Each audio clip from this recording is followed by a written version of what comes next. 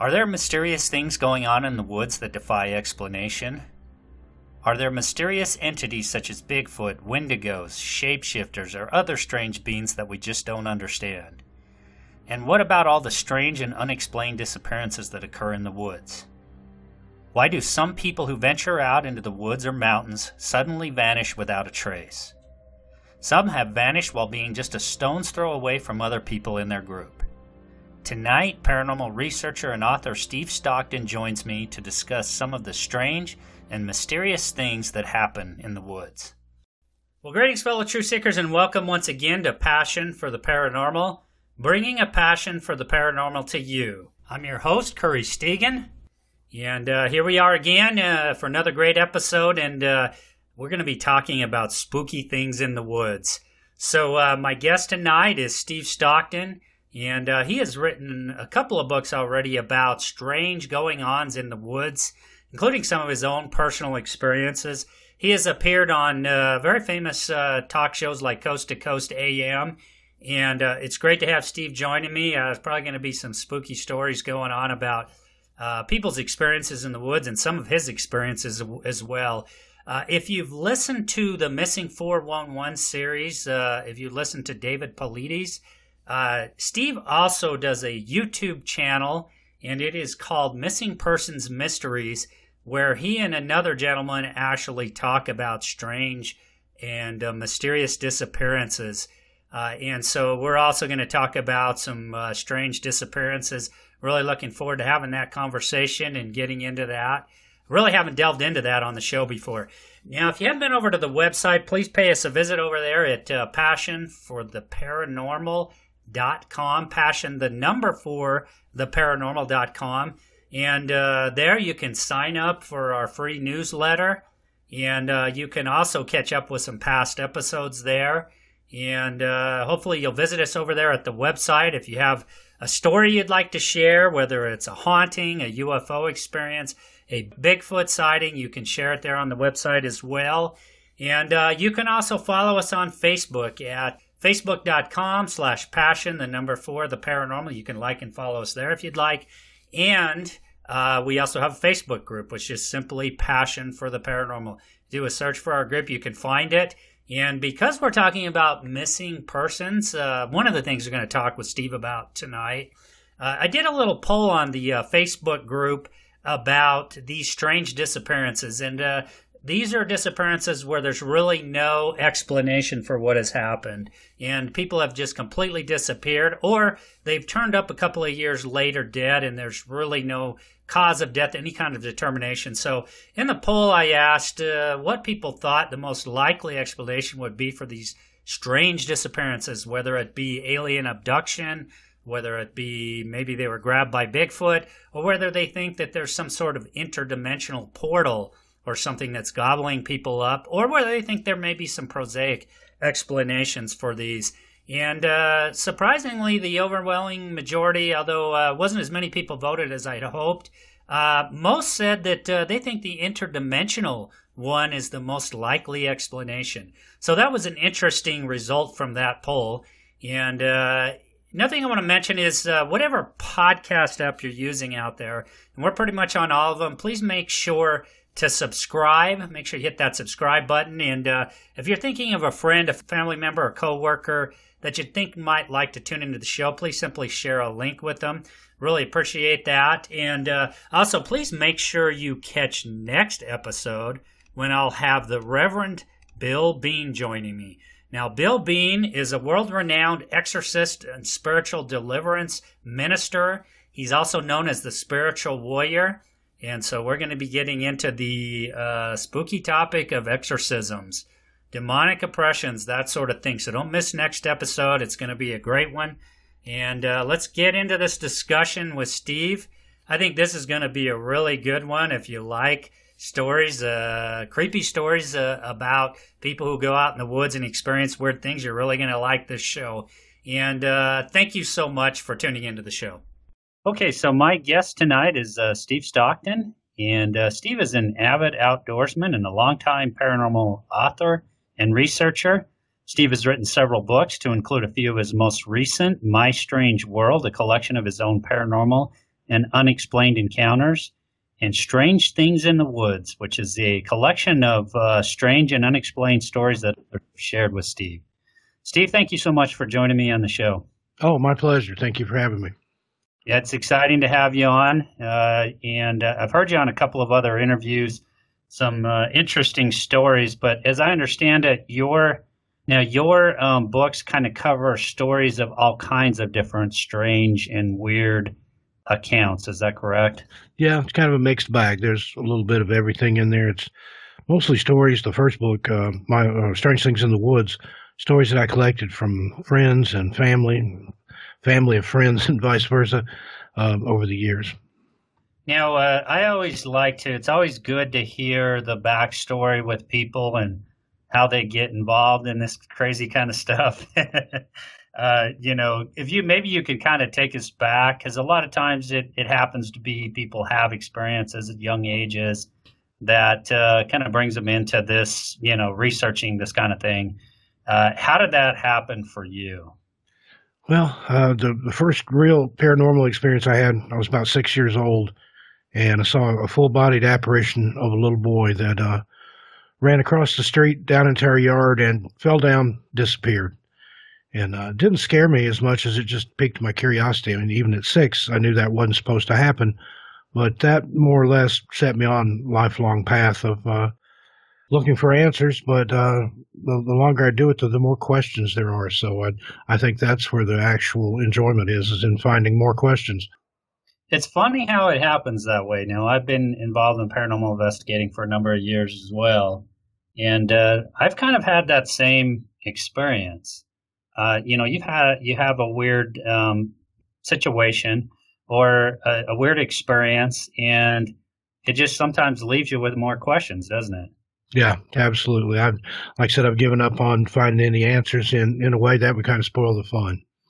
Yeah, I always think, if especially when it comes to the UFO mystery, if this is ever, if a big disclosure event happens, then and they kind of just come out and reveal everything, then what do we have to talk about anymore? Yeah, exactly. If they say, "Oh, it's one of ours," or "It's one of theirs," or yeah, that would definitely spoil it for a lot of people, I think. Yeah, you kind of take away from the mystery and the lore of it all, for sure. Now, when you said 6 years old was your first experience, Steve? Yes, that's correct. And I've heard you talk about, now you grew up in the Smoky Mountains. Mm-hmm. And you talked a lot about some strange things that have gone on up there. What are some of the things that you've researched or delved into or even experienced yourself? Well, the strangest thing I think about the Smokies is the unsolved disappearances there. Going back, my first experience with that was right around the same time as I saw my first apparition, and that was when Dennis Martin disappeared on Father's Day in 1969. He was about a year older than I was. I was up there with his father and his grandfather and his brother, and disappeared, no trace. And that's been 50-something years ago now. Wow, and that's the crazy thing here is that you knew this individual, correct? I didn't really know him, but I knew of him. Grew up in the same town, around the same age. Went to different schools, but we were crosstown rivals. And later on in life, I knew of his father. I took drafting in vocational school. His father was an architect. And one of the firms that we would occasionally go on a field trip to was where his father worked. And now, was he with, was Dennis, is it Dennis? Is that what you said the name was? Yeah, Dennis Martin was a little boy. Now, was he with family when he went missing? What was kind of the specifics of his situation? Yeah, it was him, his older brother, his dad, and his grandfather. They'd gone up to Cades Cove for Father's Day. It was on a Sunday, of course. And just kind of a boys' day out type thing. And while there, they hiked from Cades Cove up to an area named Spence Field, which is just right on the edge of the Appalachian Trail. And they met another family up there, another gentleman with some boys, and their name was Martin. So there's a lot of strange coincidences in this case, or almost Fortean type happenings.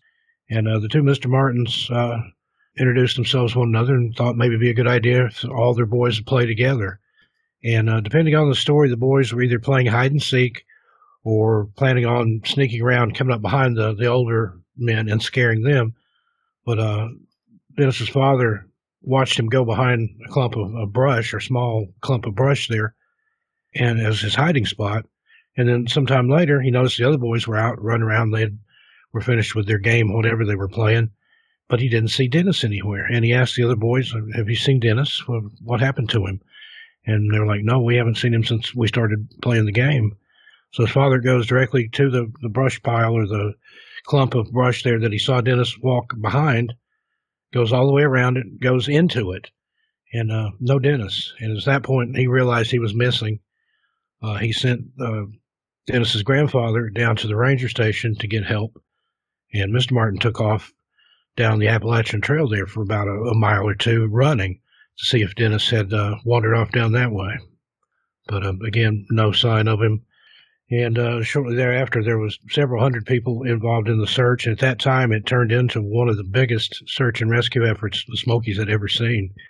And had the FBI in there, the Green Berets were in at one time. And that was another mysterious circumstance. You usually don't get the Green Berets in on a missing child. So just a lot of weird things with that one. And there was another family down in another part of Cades Cove named the Key family that were trying to find a place that they could see a bear. And one of the rangers had sent them to a certain area, and they were down there looking, and one of the kids goes, "There's a bear going up the hillside." But when the father looked, he said it looked more like, it was on two legs, looked more like a big hairy man carrying something over its shoulder.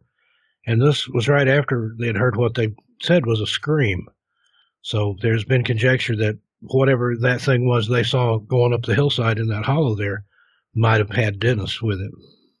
Now, there were, as I understand it, in this case, there were no tracks or no trace. They found one footprint that they thought might have been Dennis's because of the type of shoes that he had on, but there was also a scout troop that had come in to help search, and they were wearing the same kind of shoes.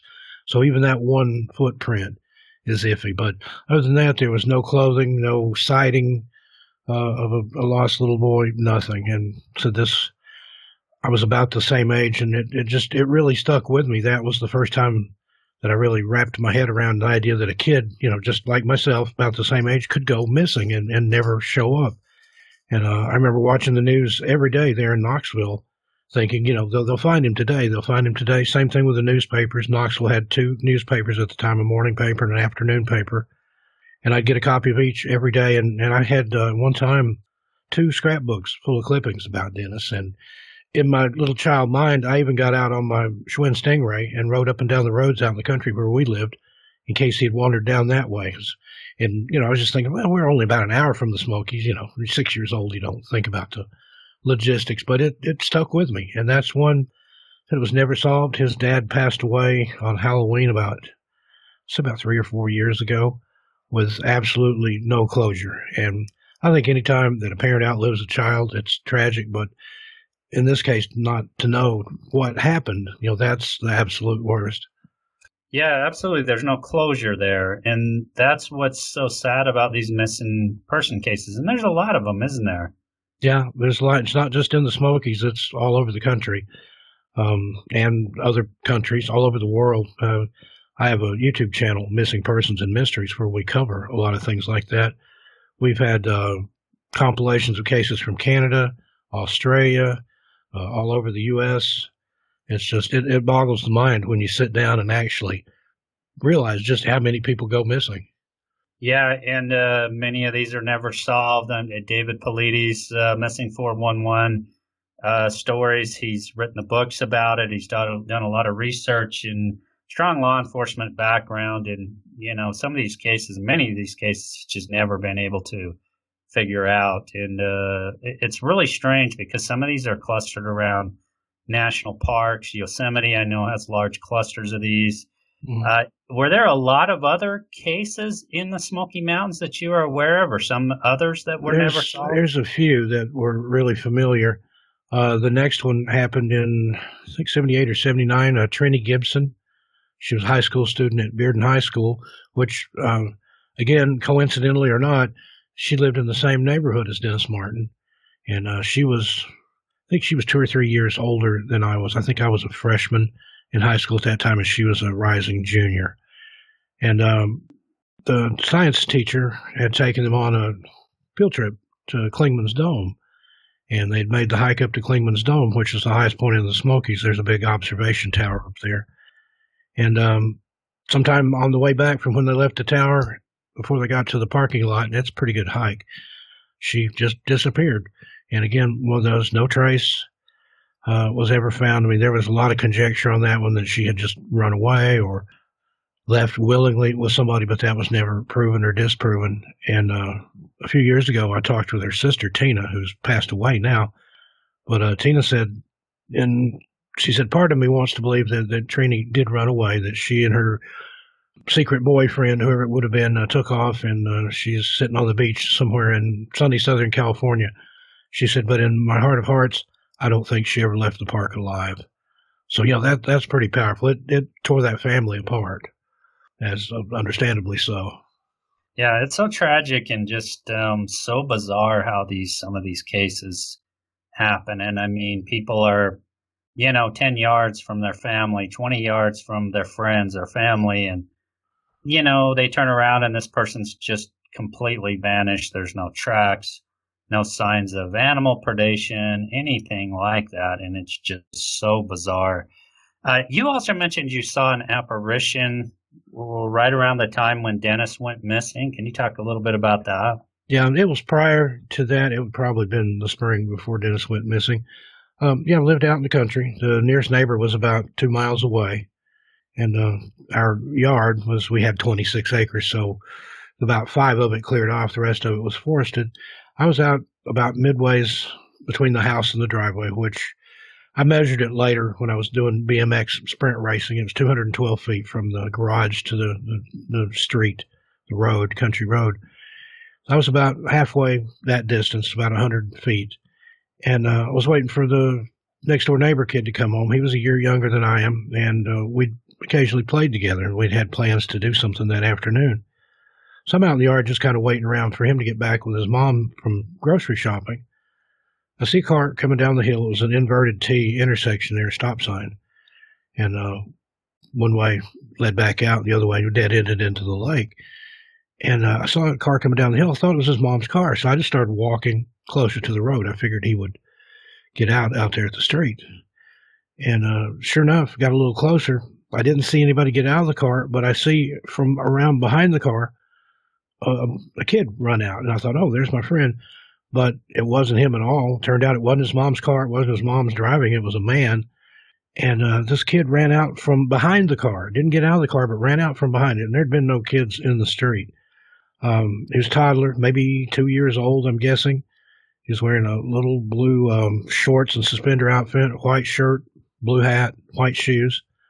Came running out from behind the car and at an angle ran in front of the car. And I'm thinking, that kid's going to get hit because the driver's not going to see him. He's a lot smaller than the front of the car. But the driver didn't seem to pay any attention. He looked both ways, turned, and went toward the lake. But the kid continued on across the road, down into our yard, about maybe 10, 12 feet, 15 feet. And if you've ever watched little kids that have just barely mastered the art of walking, sometimes they'll start running and they really don't know how to stop and they just fall. Well, that was what he did. But when he fell, he just ceased to exist. Now, I was probably within 50 or 60 feet of the spot at this point, and I didn't take my eyes off the spot. I went directly to it. There was nothing there. I thought, well, maybe he fell in a hole. I knew better. I knew there was no holes in the yard because I'd been all over the front yard on a bicycle. There was nothing in the yard, nothing that I could have mistaken for a little kid that ran across the street and fell down. There was just nothing there. And that, like I said, it puzzled me more than anything. And I even got a shovel and tried to dig in the spot, just to satisfy my own curiosity. Didn't find anything. And no answer to that. I mean, I researched that. The road that the car came down, that was the road that my grandparents' dairy farm was on and had been there for decades. So they knew everybody up and down the road. I inquired. There were never any small kids that were killed on that road or any reason that I could find for a ghost to have been there. But somebody else told me once that maybe it was one of these little time glitches where I saw something from either a future time or past time, but even that wouldn't make a whole lot of sense. So I don't know. But that, like I said, that started me on a lifetime journey of looking into things that happen sometimes that aren't really supposed to or that don't make any sense. that have Now, no Steve, rational explanation. Mhm. yeah, absolutely. But is there a lot of stories of Bigfoot sightings up in that area too? In the area there where I lived in Wexnos County, there's only a couple that I know of. A couple of fellows were hunting once on the river there, the Clinch River, before it was dammed up by the Tennessee Valley Authority and made into Melton Hill Lake. So that would have been late 50s, early 60s. And something came up over the bank at the edge of the river where they were at.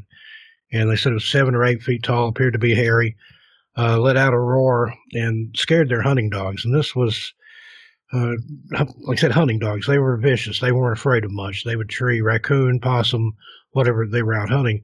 Whatever it was that scared the dogs, and they ran back to the truck. And the guys had guns with them, hunting rifles. They didn't shoot at the creature, but they shot into the air, and it didn't seem to phase it. So they decided maybe we better go somewhere else. So they turned around and got out of there. And then on the other side of the lake later on, after it was dammed up, same area, but it would have been almost diagonally across. On the other side, there was some people having a cocktail party out on their patio, and there was some kind of creature across the lake standing on a bluff, roaring and yelling, similar to what the two hunters had described. And they turned their floodlights over across the lake to where it was, and whatever it was, they said again, it appeared to be 7, 8 feet tall, shaggy, but it dove off the cliff into the water, and that was the only time that was ever seen that I know of. So that area, not so much. Now in the Smokies, there are more stories up there. There are legends dating back to Cherokee times about hairy people, hairy men that lived in the mountains, which some people assume to be Bigfoot. Interesting. Now, I heard you talking also about an encounter, if you will, you had in the woods. I think you were 8 years old. That really also had kind of a profound effect on you. Can you talk a little bit about that story and kind of the aftermath of that? Sure, that was I was 8 years old, and there was an old ditch line that ran along one edge of our property. Found out much later through research that that had been the old wagon road through there, dating back to Revolutionary times. And one day I was just out messing around in the woods. That's what I like to do. Like I said, we had 26 acres, so I could get out and wander around in the woods and not worry about trespassing or being anywhere that I shouldn't. I was usually wasn't within sight of the house, but within hearing range if my mom yelled for me, or sometimes she would honk the car horn if I didn't respond right away. I could hear that. But I was just messing around. I walked up to the edge of the lip of that ditch and looked down in it. It was about 8, 10 feet deep, and didn't see anything. Just kind of, looking to see what was down there. Okay, more the same, nothing. Turned around and started to walk away, and I heard some sort of commotion in the ditch where I'd just been looking.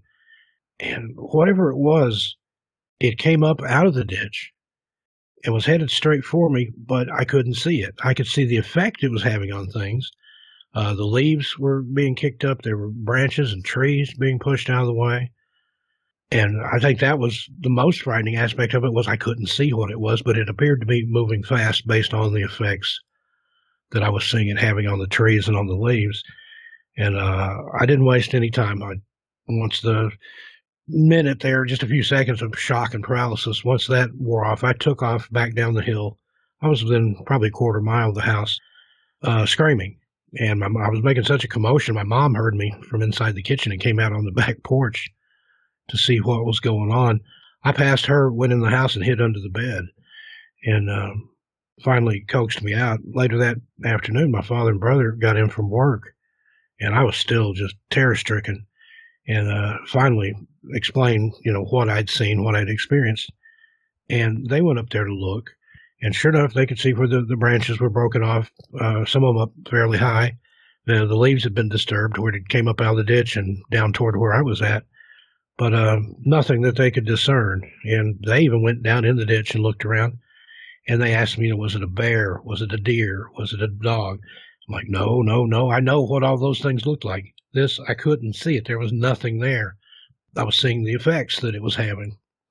And then fast forward another 7 years later, 15, and we were getting ready to move away from there. And I'd since kind of forgotten about that. I pretty much stayed away from that part of the woods. I did go close a couple times. I took a friend with me and unwittingly put him up to going up and looking in the ditch while I stayed down the hill and hid behind a tree. But whatever it was, it didn't chase him. He didn't know that there might be something in there that would chase him. I kind of tricked him into it. But fast forward to 15, we're getting ready to move from there. We'd sold that property and had bought a new house in a subdivision a few miles away in the Carnes community.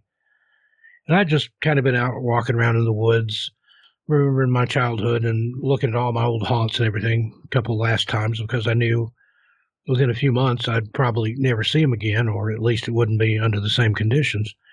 So I went back up to the ditch, first time I'd been there since I was 8 years old. And I was just kind of laughing to myself. I wonder what that was that scared me when I was a kid.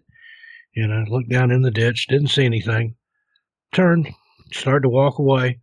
Same thing. Back to 7 years ago, I hear commotion in the ditch. I turn around. I hear something coming up out of the ditch. Sure enough, once it comes over the lip, the leaves are being kicked up, the branches and trees are being knocked back and forth, but there's nothing there. Now, I didn't run screaming and crying that time, but I didn't waste any time getting back down the hill. And that was the last time I've ever been there. Now, fast forward another 5 years or so, I'm in my 20s. I was working in Cedar Bluff in West Knoxville, and a person that I had worked with had invited me to a party after work. And I didn't really know this person, just a little bit at work, but I agreed since it was close by. And we went. There's a bunch of people there, and I didn't know anybody other than the person I was with, and said didn't really know him that well. Well, some of the people at the party, some girls, had pulled a Ouija board out from under the host's couch and decided to play with the Ouija board. So they started going around the room asking, different things and just having a laugh with it, really. And when they got to me, I thought, I've got one for you. Let's see what you can come up with. And all I said was, what scared me when I was a kid, with that incident in mind. And sure enough, after a couple of minutes there, the Ouija board started moving, and it spelled out WATERSPRITE, water sprite. They looked at me, and I just kind of shrugged my shoulders. I didn't give them anything. And they were joking, like, maybe it's thirsty. Maybe it wants a drink. Give it some water. Give it some Sprite. But now this was in the days before the internet. The next day, I was off, and I went to the library in Oak Ridge, went to the reference librarian, and I said, what can you tell me about a water sprite? Well, a few minutes later, she comes over with some books, and she starts showing me these pictures from mythology and of elementals, the fae, the fairy folk. There's two different types. There's a dryad and a naiad. And the dryad is more of a tree spirit, but the naiad is a water spirit or a water sprite. And the strange thing about that property, right just a few yards from where that happened, there were 7 natural springs that came out of different parts of the hillside and flowed into one bigger spring, which in turn went into the lake. So according to the Ouija board, it was a water sprite or water spirit, some sort of elemental that didn't want me up there. But why only me? I have no clue. Nobody else ever encountered anything like that I know of. So, yeah, that's a 3-part tale there spanning 12 years. I mean, is this kind of entity considered a maybe malevolent type of entity, or, well, what? That's the thing with the fae. They can go either way. And same with elementals. They can be malevolent or they can be benevolent. A lot of it depending on you and your attitude, or just whatever mood they're in, especially with the fae or the fairy folk. If I go back into the legends of all that, and even some of the Cherokee stories, it's the same thing as like the medieval European fairy stories, but just, the Cherokee called them the Yuande.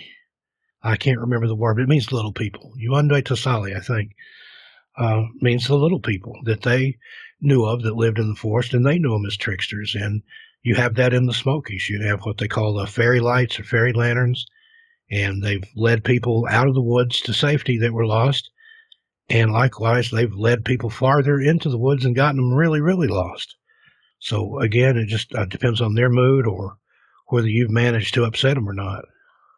Yeah, it's kind of a creepy thing to think about. And you have that in a lot of cultures. There's places in the Nordic countries where they'll build a highway around an outcropping of rocks because they don't want to risk disturbing the gnomes or elves or trolls or whatever they think lives in those rocks. Just bizarre. Talk about, and I heard you mention something about this before, but so you've got the Cherokees that had a strong presence up there, and a lot of stories from them. And I think there was mention of Wendigos or Skinwalkers.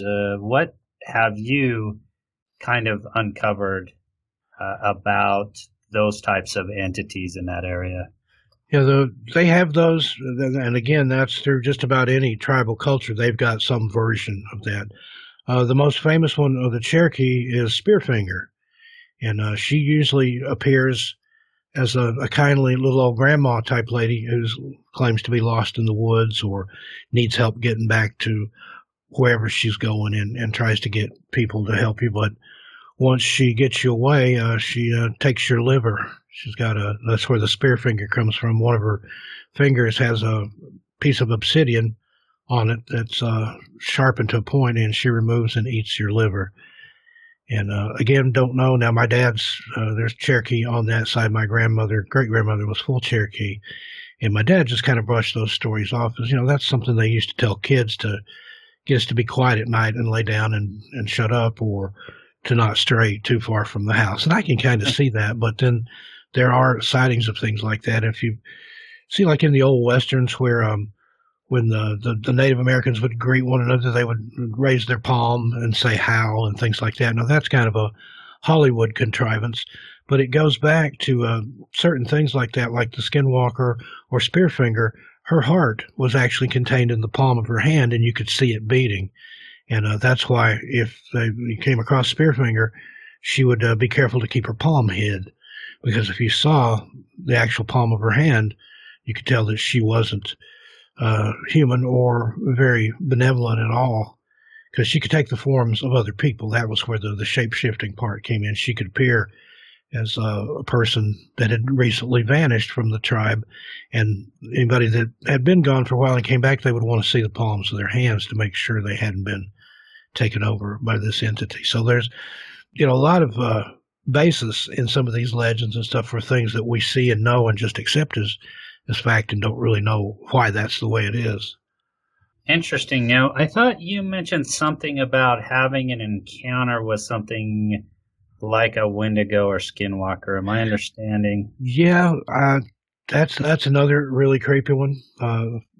Kid that I went to school with, we were about probably 10 years old at this time. His family was like mine. They liked their privacy. They lived even farther out in the woods than we did. They had purchased an old farm that was probably 700 or 800 acres, and they'd built their house out in the middle of it. The driveway was a gravel driveway about 2 miles long. Well, about halfway up that driveway, there was an old shale pit, and then up above that, there was a farm shed. Like I said, it had been a working farm probably 100 years before they got in there, and there were still bits and pieces of old tumble-down shacks and things around. We had gone back down the driveway, like I said, about a mile, about halfway. There's a shale pit there. And we were messing around in the shale pit with, I think we just had sticks or something with us. We didn't really have any digging implements, but we were hunting for fossils. We were both kind of scientific minded, and in actuality, we were hunting dinosaur fossils, but I don't know if any dinosaurs haven't been found over there. But when you're 10 years old, anything's possible. That magic of childhood. Yeah. But about the same time, there was some kind of noise, almost like a cross between a growl and a howl. I mean, a real deep, like if you've ever encountered a dog that's not at all friendly, they get that growl that comes from way down inside somewhere. It was kind of like that. And we both looked up at the same time, and this tumble-down shack, I mean, it looked like it was just about to fall down. It was covered in weeds and briars and overgrowth. There was something in the window of that shack. The only way I can describe it, it looked like the head of a horse, but with sharp, pointy teeth, and I mean a mouthful of them. If you've ever seen horses' teeth, they're big, flat teeth. They're vegetarians. They don't need anything that rips or tears or anything. They got those big flat teeth for chewing grain type stuff, vegetation. Well, this thing had pointy teeth, and whereas a horse has eyes on the sides of its head, this thing had its eyes on the front of this skull. It's the only thing I can describe it as. And the eyes looked as big as tennis balls. I mean, just big white eyes with black pupils in them. And it was looking and grinning and growling at us. I don't know if that was actually a grin or just the way it looked, because, you know, it didn't have any lips or skin or anything on its face. And, of course, we took off, running, screaming, kind of the same thing that happened to me in the woods, but back up this kid's driveway. Likewise, thing happened. His mom heard us coming up the hill and came out to see what was going on. And we were babbling on and on about what we saw, and afraid it was going to come up the hill after us and was going to follow us. Was it going to eat us? Was it going to kill us? You know, you're 10 years old. You're scared out of your mind. Now, my friend's dad, he was full Cherokee. And he finally says, okay, you boys just sit down, be quiet. I've heard enough. I'm going to go back down there and see what it is. He goes inside, gets a double-barrel shotgun, goes back down the hill. Well, we're sitting out there. His mom's giving us Kool-Aid, trying to quieten us down. You know, we finally, just short of hysterical at this point. And we're waiting and listening, and we're waiting for a shotgun blast or screaming and yelling or something, anything. Well, about half an hour or so later, he comes walking back up the driveway, and he's got the shotgun over his shoulder. But he had just the most serious look on his face. And brow furrowed. He was a very friendly, congenial man, but he looked just totally, totally upset. And, of course, we go running up to him, you know, what'd you find? What was down there? What was that? And he wouldn't talk about it. But he took us under an apple tree there, and he said, I want you boys to swear to me, to promise me, that whatever you do, you will never go and play down there again. And we did. We took the oath that we would never go, and we haven't. I've never been back, and that's been 50 or 47 years ago. And I don't know if my friend ever went back or not. We were both pretty shook up. We independently drew pictures of what we saw. We saw the same thing, pretty much. It almost looked like it had a hood or something over the back part of the skull, but again, didn't stick around long enough to get too many details, but what we saw agreed with each other. And I didn't think about that until years and years later, just a few years ago, actually, that his dad, being full Cherokee and knowing all those legends and things, he probably knew exactly what it was. If it was some kind of shapeshifter, skinwalker or something, it may have been something after him, for all I know. But I found out a couple of weeks after that, my friend came to school and said, you know, my dad went down there and with a tractor and dragged the rest of that shack off the hill into the shell pit and burned it. So whatever it was, he didn't like it. It upset him. Like, he didn't look scared, but he was just looked very, very concerned. And he was just the most serious person in the world when he made us swear we wouldn't go back down there and play anymore. So, again, no idea what it was, but it was frightening looking. And you have to wonder, I mean, it doesn't sound like he ever mentioned it again to you, but you have to wonder, did he see it? Did he actually witness it? He would never say one way or the other. He wouldn't talk about it. He absolutely refused to talk about it. But again, that goes along with the Cherokee and a lot of those legends. There's certain ones that you won't hear, especially the elders of the tribe, you won't hear them speak of, like the soul reapers and some of those things. They think just by talking about it or even thinking about it, you can draw it to you. So that makes sense to keep your lips together when it comes to some hideous apparition like that. Yeah, and there's a lot of stories of that. I'm here in northern Utah, and I'm only a couple hours away from Skinwalker Ranch. Oh, yeah. Well, that's an active area there. Yeah, and there's a lot of strange tales, and you know, you've got Ute and Navajo Indian tribes out here, but a lot of strange accounts, you know, of weird shapeshifters, skinwalker type creatures that, you know, supposedly I don't remember if it's the Utes or the Navajos that put a curse on that land out there. And with all the strange activity that's went on out there, you have to wonder if, you know, there's some truth to that. Like, yeah, I believe it. And there's stuff to those curses. I mean, if you look back at it historically, there's a lot of cursed places and cursed items and cursed people. And those medicine men, the shaman that knew how to do that stuff, they weren't playing around. They had a connection to something in a different realm that they could conjure up. And I agree. I've spent some time out there. I've talked to a lot of people out there. On my show, I had Seth Breeze from Skinwalker Radio on, and he had just some amazing stuff to tell. Had another friend that went out there to visit, and she had a friend that lived within the area there just a few miles from Skinwalker Ranch, and he took her out and toured her around, and then she sent me some photos, and then he actually got on the phone with me and talked about some of the things he'd seen out there, and had another story. There was a channel I was doing for some other people called Monster Madness, and we did a thing about the Skinwalker Ranch, and there was another story that we got after that where a guy was driving from, I think he went to school somewhere in New Mexico or maybe Colorado, and was driving home to his parents' house in Utah, and kept seeing a hitchhiker. And every time he saw the hitchhiker, the guy would be a little hairier and a little more animal-like. So it got to the point where finally he said it was almost like a werewolf out of the movies, and it started chasing his car. And that was in that same area out there. Yeah, Steve, I believe I've heard that story. It's either that story or it's a very similar version to that. Mm-hmm. I had Ryan Burns on the show.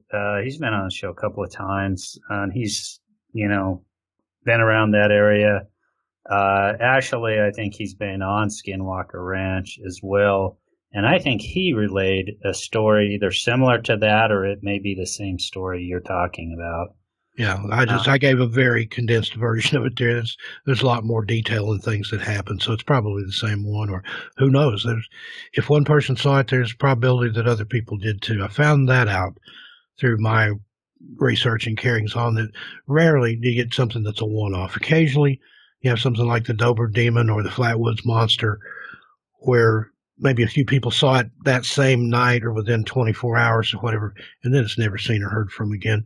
But then there are a lot of things that continue to be seen in different places, and it seems to be particularly that way with the Native American legends and things. Those things continue to pop up in different places, different tribes, and it's like that with all the tribes here, basically up in the New England area. They've got those tribes up there, the Algonquin, and some of those have very similar creatures that they've always talked about, and same with some of the tribes in parts of Canada. So it's well told. I mean, even out here. I can't remember the name of the tribes. I'm in Portland, Oregon, just across the river, Vancouver, Washington, and some of those tribes in that area have a lot of strange stories. Of course, we've got all kinds of Bigfoot legends out here, and not so many Dogman or Skinwalker or Shapeshifter type stories, but have the little people out here. Yeah, and I wanted to get into that with you a little bit as well. What brought you out to the Portland area? Well, just kind of one of them things. Both my parents passed away within 32 days of each other in 2003. And after that, I didn't feel like there was anything for me in Tennessee anymore. And I moved down to Orlando, Florida, had a niece down there, went to work for Nickelodeon Studios and then later Disney as a stage manager and a live show production manager.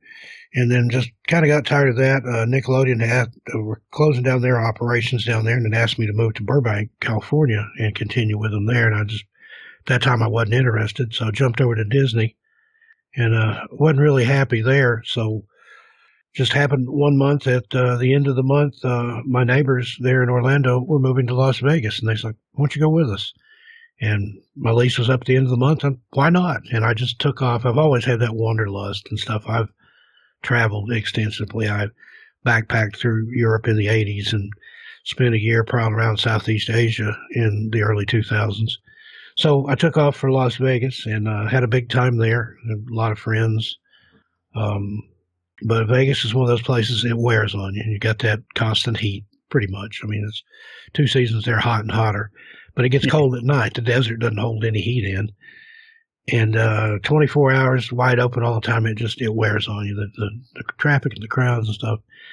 And I found that I missed the rain after living in the desert for those 7 years. I saw it one good rain, I think, and the heavens opened up and everything flooded, and then the sun came back out and steam was rising off the pavement, So I thought, Well, I could go to Seattle. It rains a lot there, and I could tell one season from another. That was the other thing about Vegas. It all looked just alike. And I also looked at San Francisco, and then again, both those places, they had high crime in certain areas or astronomical rent in areas that you would want to live in. So I just kind of split the difference and came to Portland. I'd never been here, didn't know anything about it. Watched a couple YouTube videos, and okay, I'm in. They follow the Austin, Texas thing, the Keep Portland Weird. That actually originated to Keep Austin Weird. So it is kind of a strange place. There's a lot of anomalous stuff here, a lot of haunting. It's got Pittock Mansion, the Shanghai tunnels, and there's all kinds of creepy stuff out here. And you've got Bigfoot here in the Pacific Northwest. A lot of mountains and things nearby, Mount Hood, Mount Rainier, and what's left of Mount St. Helens in one direction. Go about an hour in the other directions and be at the beach. So you can literally, there's certain times of year, if you catch it just right, you can snow ski in the morning and then be at the beach in the afternoon. So just thought, why not? And ended up here, and I've been here now about 8 years. Yeah, it's a beautiful area for sure. And I was looking at a map of Bigfoot sightings, and I think Oregon, just the state of Oregon itself, was either fourth or fifth on that list. Yeah. Overall, across the U.S. in terms of Bigfoot sightings. And then you just go north of Washington, and that's of course, Washington's got more sightings than any other state in the U.S. But have you been out and ventured out to try and get a sighting? What's kind of your sense on Bigfoot, and are you a believer? I'm a believer. And I've never seen one. That's on my bucket list, if possible. I've heard them. I heard the yips and the owls. Heard the tree knocks. I've been pelted by stones at 2 o'clock in the morning in a state forest. I've smelled them. They have a very unique smell. Cross between, I'd say, a wet dog and rotten garbage would be the nicest way to put it. But I've never seen one. I have gone out. I've been everywhere from Northern California, Mount Shasta, and around that area, all the way up through Oregon and over into Washington State. And the only thing I've ever really seen up here over in Washington in the Gifford Pinchot National Forest, I did see some footsteps above the snow line a couple of years ago that were, it was probably in April or May, but there was still snow up there above so many thousand feet. And there were some really huge footprints. I mean, I wear a size 12, and it made my feet look small. And it was a barefoot, like no shoe on it, not a bear as in that type of bear, but a foot with nothing, no covering on it. And it was huge. Sure. And that's the closest I've come other than the smell and, like I said, being hit with rocks and things. And the rocking, that actually happened back east. I was in the Jefferson National Forest along the Appalachian Trail. It's right in the corner there where Tennessee and Virginia kind of meet. And that's where that happened at. That was years ago. But I have noticed that since I moved west, there seems to be more Bigfoot stuff going on and other cryptids on the East Coast. I don't know if that's coincidental but there's plenty out here. And they have a lot of conferences. I'm in next month, April, which is just a few days away. It'll be, I think it's the second week of April. I'm going to SquatchCon in Longview, Washington, which is just up the road from where I live. So I'm looking forward to that. I've never been to just an individual Bigfoot conference. I've been to some paranormal conferences and some cryptid conferences, but I've never been to one that was just centered on Bigfoot. So I'm really looking forward to that. And I'm not going as a speaker. I'm just going as a spectator and a tourist to have some fun. Yeah, here in Utah, northern Utah, we've had our fair share of Bigfoot sightings as well. And I wanted to ask you that experience you had with the rock throwing. I mean, were you ever really spooked? It was. I didn't stick around, but it was one of those things that I felt like that was letting me know that I wasn't wanted there. It was about 2 o'clock in the morning, and I used to night hike a lot. I like to get out, and if I've got a headlamp and a GPS, I'm not worried about getting lost, or didn't used to be anyway, till I learned about all these disappearances. But area where I was in, I'd been hearing the tree knocks and the scrapes and stuff, and I was off trail at the time, and I heard something hit the ground, and I looked down, and there was some river rocks there, just round, flat rocks, small, about maybe silver dollar size. And then I realized that they were coming out of the woods. They were flying out of the woods, and they were hitting me. But the weird thing was I didn't feel them, but I heard them hit the ground, and then I figured out what it was. And they were coming out of the woods not like somebody had tossed them. There was no arc or parabola to them. They were coming out in a straight line, just like flying out of the woods from different directions. And, I mean, it wasn't like hundreds of them or anything. It was just one every now and then. But, again, coming from different directions, faster than something could run around me. So there was more than one of them, whatever it was. And I picked up one of the stones, and it was warm, almost hot to the touch. Now, I don't know what that was all about, unless if it was an apport or something like that, and it heated up in the journey, wherever it was from. And I wasn't even close to the river. There's a river near there, but not close enough that anybody could pick rocks out and throw it.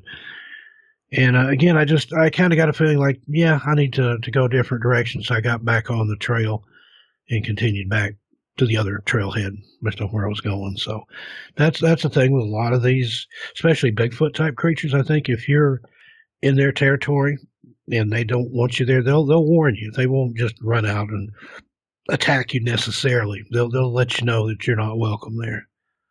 Yeah, you always get the doubters. I mean, one of the big things is where's the bodies? We've never uncovered a body. There's supposedly been fur samples that have been tested. It's a tough one. I mean, it's a tough one to answer. And, you get some researchers out there. Ron Moorhead's one of them. He's been on my show. That it thinks there may be a supernatural element to these creatures, but you get strange things that happen where you see a footprint or two. There are people seen a sighting. They go out and look, and either there's no footprints, or they maybe find one or two footprints, and then the trail there's nothing. Yeah, now that's always fascinated me. They talked about that at Skinwalker Ranch, where when it snowed, they could see where the cattle had walked up to the tree line, and then the tracks just stopped. There was no tracks further in the snow, but the guy said he did notice broken branches way up in the trees above there, like something had taken the cow up through the trees. And I've seen some things like that before. That's one of the stories in my book about the found what looked like a child's footprints, again, bare feet in the snow, and it was probably 20 or 30 degrees in a clearing in the woods. And the footprints continued off a little path up to about the middle of the clearing, and then they were just gone. And I mean, number one, what's a child doing running around in the snow barefoot? How come the footprints just stopped? Where did it go? What was it? There's things like that. It boggles the mind. And there's been a lot of cases like that where they've seen tracks of things that just abruptly stop, and it had to either go up or down, or that's another thing they have out here, and the tribes in the Northeast have that too. There are stories of rocks that could open up and swallow people, and then later spit them back out. And if you look at some of David Paulides' work, a lot of times these bodies are found in boulder fields that have already been searched, and they look like they've been dropped from a considerable height. Well, if you think about that, if a rock were organic and capable of opening up and swallowing you and crushing you and then spitting you back out, that might appear to be like you'd been dropped from a considerable height when there's nothing around to be dropped from. So makes you wonder about some of those Native American legends, too. They have those on Shasta as well, the rocks that can eat people. Yeah, Mount Shasta's an interesting area. I've heard of UFO sightings. There's everything up there. There's UFOs, there's Bigfoot, there's people have had sightings of the Lemurians, people wearing white robes and bathed in white light. Saint Germain, the famous occultist, has been spotted up there, even though he's been dead for centuries. There was a couple that went up there, I think it was back in the 20s, the 1920s, and supposedly had an encounter with Saint Germain, and this guy was able to learn his teachings and then come back, and he started a religion based on that. And I can't think of the name of the religion, but they still have a reading room there in a little town of Weed, California, which is just right there where Shasta's at. But yeah, I've spent a lot of time up there. That's strange place on a good day. And if you ever heard the story about the little boy who was lost and his robot grandmother that came out of the cave, are you familiar with that tale? No, I'm not. I'd love to hear it, though. Yeah, little boy got lost on Shasta, wandered away from the group that he was with. And I think he was gone for a few days or a couple of days. But anyway, he was found safe sitting on the edge of a trail. And a couple of days later, he was looking at his grandma, and he said, "I like you better than the other grandma." And she thought he meant his, whichever one she wasn't, the maternal or whatever grandmother. And she said, "Oh, you don't like your grandma, whatever her name is?" He's like, "No, I'm talking about the grandma that looks like you, except she was a robot." And she's like, "What?" And he launches into this tale. He said, "You remember when I was lost in the woods?" And she's like, "Yeah." She said, "Well, somebody that I thought was you came out of a cave and took me back in with her, but it turned out she was a robot." He went through this whole story of how he had seen skeletons and weapons in this cave, and she had tried to get him to defecate on a piece of paper, and he wouldn't do it. He refused to do it. So eventually she said, "You're not cooperating, so I'm just going to take you back," and then took him and left him on the trail where he was found. I mean, the kid was 5, and, little kids have imagination, but that's really something for a kid just to conjure out of nothing. Yeah, and he was missing for 2 days. And the grandmother that he thought was a robot, turns out prior to his disappearance, she had actually had a strange encounter up there. I don't remember if it was months or maybe a year or so prior, where she was camping and just in the morning woke up outside of her tent, face down in the dirt. No idea how she got there or what had happened. And she had a puncture wound in the back of her neck. So that's just too weird for me. So, yeah, I used to be all into the solo hiking. I've hiked all up and down the Appalachian Trail. I've been a lot of these places out here. But I'm just, the more I hear about the people going missing and stuff, the more I'm hesitant to do it. I've been solo camping in the winter, and I've never through hiked the Appalachian Trail. That had been a plan, but now I don't know. But if you do hike, don't hike alone. If you do go alone, don't be the first one or the last one in line. Don't separate from your group. Don't pick berries. Don't wear red. These are all stuff out of Politis and other people's research. Take a personal locator device with you and a weapon. And I think that was the only things that people that have gotten lost have been found. If they had a personal satellite locator device and a weapon with them, then whatever got them lost, let them be found, I guess. But something about the color red, people wearing red tend to disappear more often than people that are wearing other colors. And you think it'd be just the opposite. You think somebody wearing red in the forest would be easy to spot. But there's a story from Vermont, what they call the Bennington Triangle area, where a college student went missing in the 1920s, and she was wearing a bright red coat. There were people on the trail right behind her, saw her go around a corner, never to be seen again.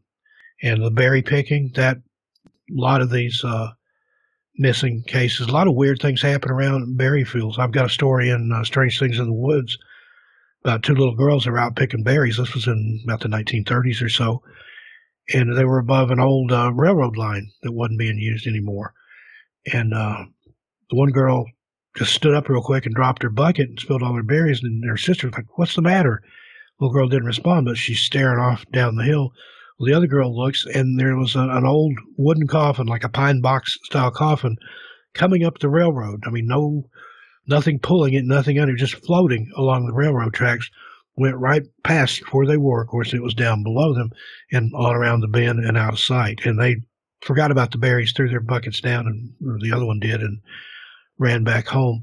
But there's something about berry picking that people have gone missing while berry picking, or where there was berry fields where wild berries grew and things. And that, again, that goes back to the Fae and some of the Cherokee legends and other Native American legends. That's their property, and if you're in there picking their berries without their consent, you're stealing from them, and you get whatever's coming to you.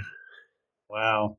That's interesting, because I haven't heard that take on missing persons and any of those kinds of stories. That's interesting. Now, I did hear David Polides mention that he's never known of anybody that's ended up that's went missing that was never found or did not turn up when they had an emergency locator beacon and a weapon with them.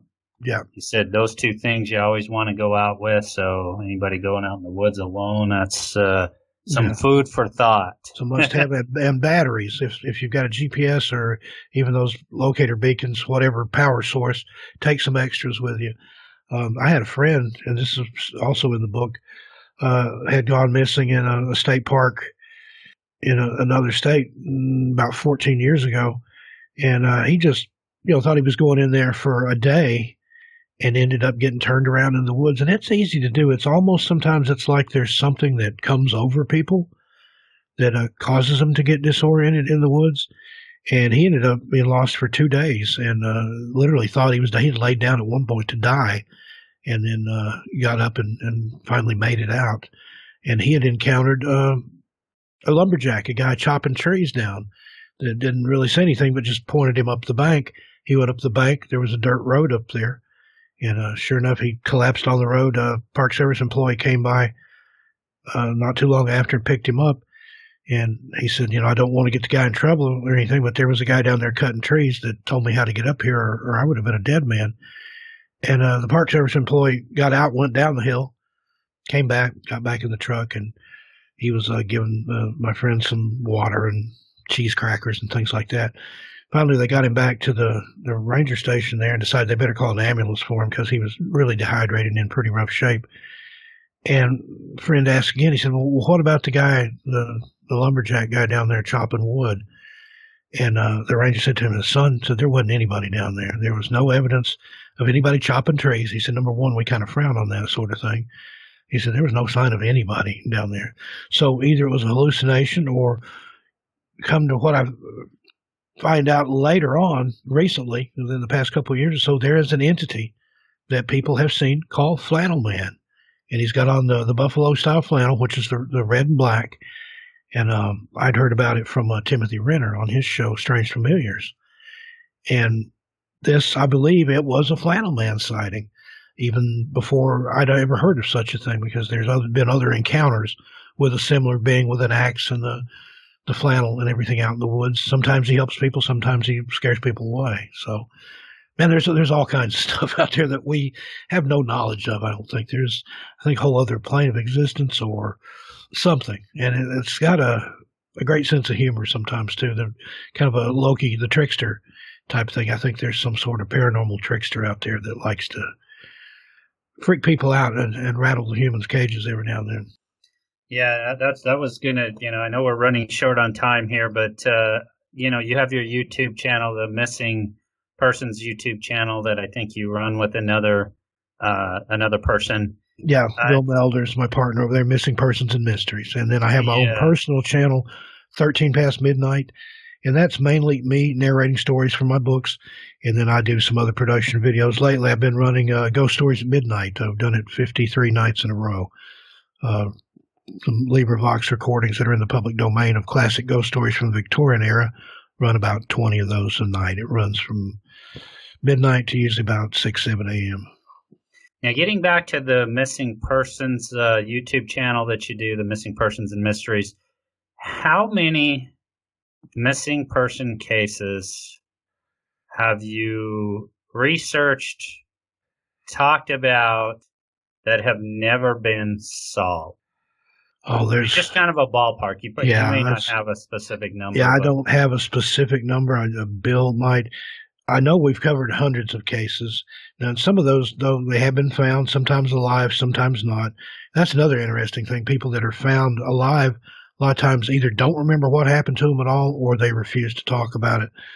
But there's, I know, easily several dozen that have never been found that we've covered, and probably that many more that we haven't got to yet. We've got a staff of 4 writers over there that help us out, help us do the research. Bill puts together the videos, does the editing and the graphics and stuff, and I'm the voice and do some of the writing. But got some really good writers over there. They're always on the hunt for these strange cases, and we've got several different series. We've got National Park Mysteries and Disappearances, and then we've got Land of the Lost, which is people that weren't in a national park. People go missing everywhere. People go missing in the city. And cases where people have on surveillance camera going into a bar, they never came out and they're never seen again. Where'd they go? Yeah, and so I got to ask the question. There's a lot of different theories about what could be going on here. Alien abductions, people get, they walk into some sort of vortex, some sort of dimensional vortex.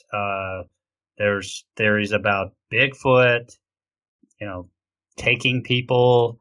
There's probably more than that. Other, theories about what may be happening here. Some people may just want to turn up missing, but David Paulides has kind of ruled out those cases in his research. Uh, do you have any one direction that you're going on this? What may be going on, or are you just completely, totally mystified? Totally mystified, because depending on the case and who you're talking to about it, I can see all those: alien abduction, serial killers, human trafficking, portals, Bigfoot. There's other stories of this, the Glimmer Man, they're calling it now, the predator type creature that's translucent, a translucent humanoid. There's reportings of that. Bruce Maccabee, the UFO writer and researcher, his wife encountered one of those in a tree while bow hunting and took a little flip phone video of it. So there's stuff out there that would be capable of taking humans. And I mean, it could be all the above, a mixture of all the above. And David Paulides says this, and I agree, that whatever it is, it does it with 100% accuracy.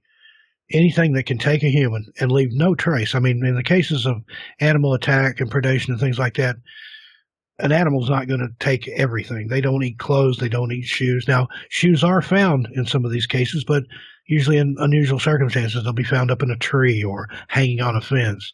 Or there have been people that have taken off their boots or shoes and went for miles in the snow.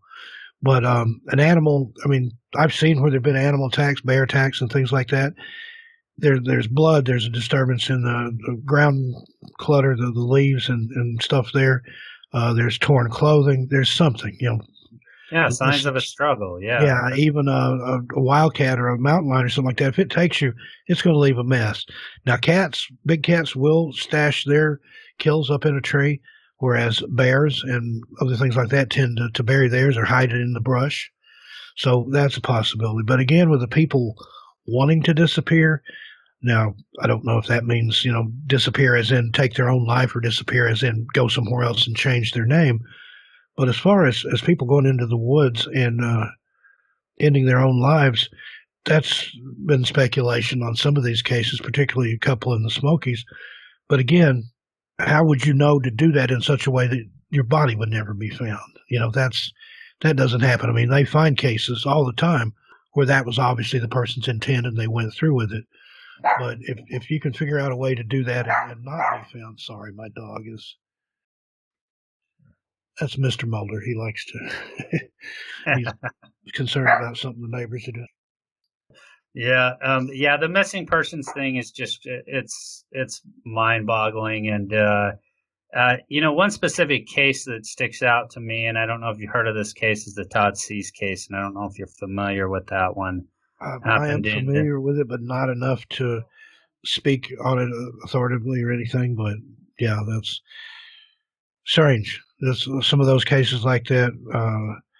Henry McCabe, a lot of those, just like where there was a phone call right before they went missing and stuff. There's a lot of those cases. Now, Todd Seas, was he the one that was found up in a tree, I think? Todd Seas was found about 100 yards from his property, Northumberland, Pennsylvania. They scoured the whole hillside. He was up scouting for deer on his four-wheeler. Yeah. Turned up missing, never came home. They sent out a search party for him, I want to say about 24 hours later. And, sent dogs, the whole 9 yards. They scoured that whole hillside and never found a trace of him. And a couple of days later, his body turned up 100 yards from the property with no obvious sign of cause of death. Mm-hmm. And so just a very bizarre case. But, that's just one of many. I just bring that out. I had Butch Bukowski on the show a while back, and he's researched that case for years.